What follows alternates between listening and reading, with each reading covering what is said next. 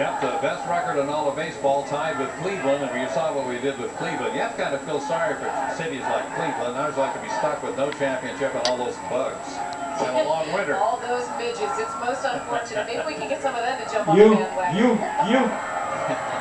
Okay, here we go. Parade now officially underway. Congratulations.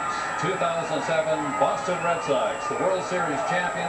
Be prepared now to have your fans show their appreciation to not only the team but the organization for bringing hope and happiness and an absolutely marvelous fall.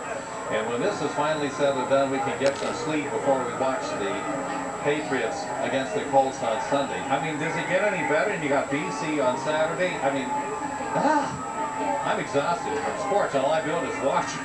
It's the best kind of exhaustion, and we get to share it all as a city today. And it's funny, the deck boats pull out of here at Van Ness and Yawkey Way.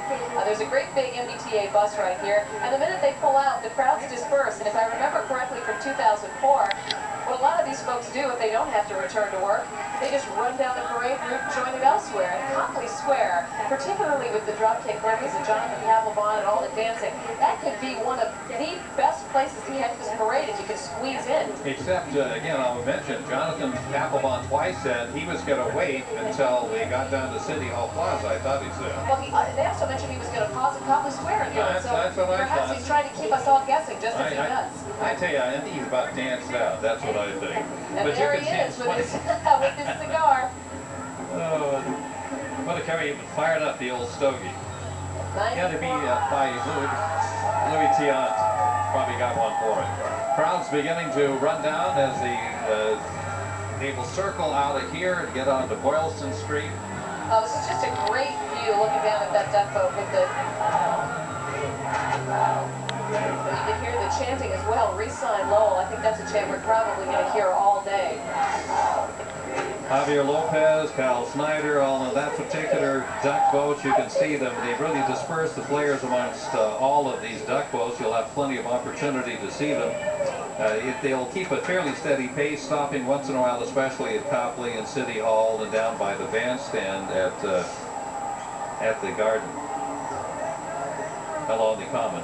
What's great, too, and you'll probably be able to see it later, as you look up into the office buildings that line the parade route, people taking their video cameras, their still cameras, shooting pictures of this, the players waving upward. And in fact, let's send it down to one of the next big spots on this route. Sarah and Jonathan in Copley Square. Hey, you guys, we are having a great time out here. When you checked in with us 2 hours ago, I would say there were, hundreds of people out here. Now there are thousands, and all walks of life. We see men in suits, lots of college students, and even a few babies, Jonathan. A little baby 9 weeks old named Deegan in a little Ortiz shirt.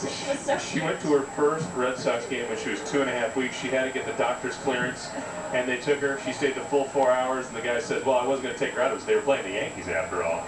And everybody out here is chanting, sign Lowell, re-sign Lowell, no A-Rod.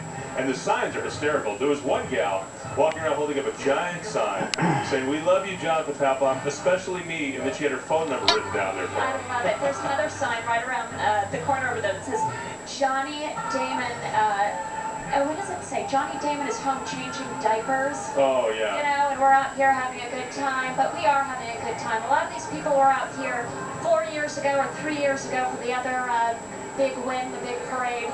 And, it was 2004. They were, and it was freezing that day. It was cold, it was rainy, and this is absolutely picturesque. It is gorgeous out here.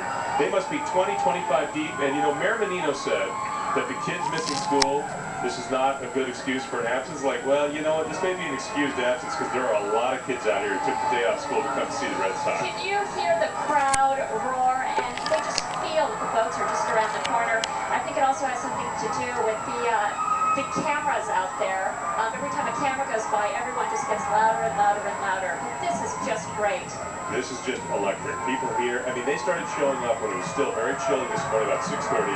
It is warmed up beautifully. Although the guys across the street, I'm not sure if we can see them, but they have their shirts off. They have socks painted across their chests.